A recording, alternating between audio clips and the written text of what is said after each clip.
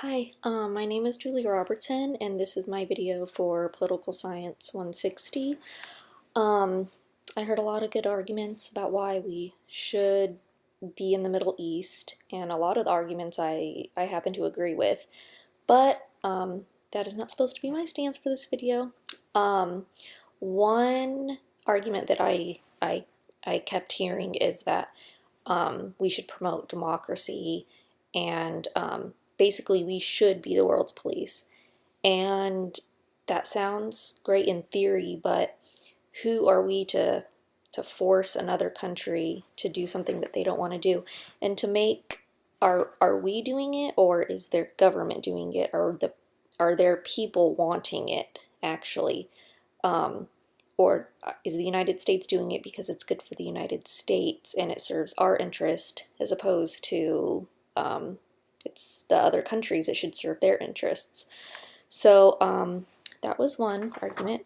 Another argument that I heard was that we were in too deep to kind of like pull out now. Like, we've already spent billions of trillions of dollars, and there's been a lot of lives lost. So would those lives, die in vain, or what should happen?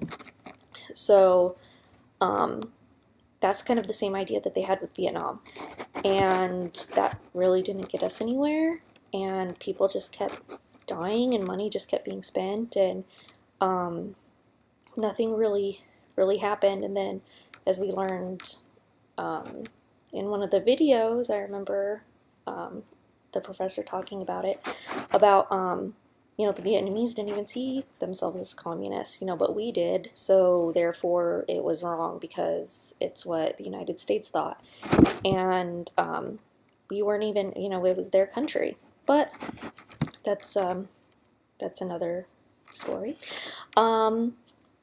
It also sets, like, it kind of goes into dangerous territory, because it's like, where do you stop? How many years? Like, what, when do you stop the war? Do you stop it when we reach a certain amount of money, a certain number of years? Because I remember 9/11 happened when I was in the 9th grade.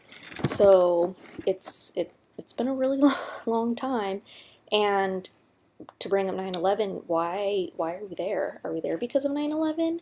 What that really is the reason why we're there.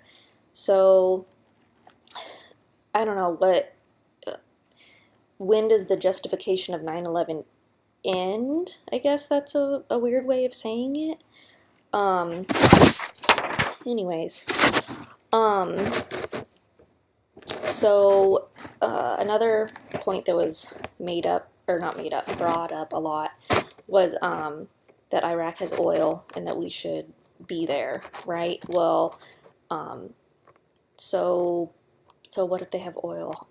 I mean, it's theirs, and how much money are we can buy it, and that's great, but how much money are we spending to buy it, as opposed to spending money on troops, people's lives? I think that's a really huge one. Like, if you are for the war and you haven't had anybody, or I should say for the United States being in the Middle East and had nobody, you're not affected by anybody dying, or sometimes I think you feel differently about it than as opposed to somebody who has lost a brother or father or mother or sister or anybody like that, because you see it as we don't have to be there in the first place.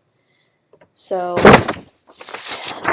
those were some of my main points that I wanted to talk about, and thank you for listening.